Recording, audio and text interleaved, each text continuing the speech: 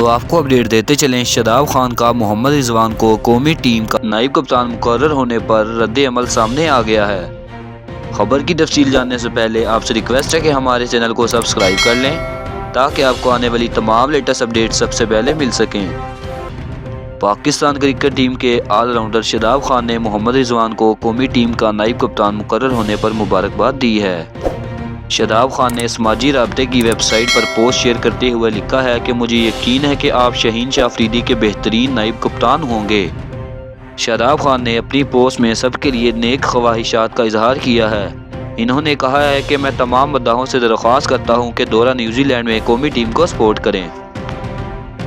تو اس طرح Pakistani all rounder Shadab Khan سماجی رابطے کی ویب سائٹ پر محمد رضوان کو قومی کرکٹ ٹیم کا نائب کپتان مقرر ہونے پر مبارکباد دی ہے۔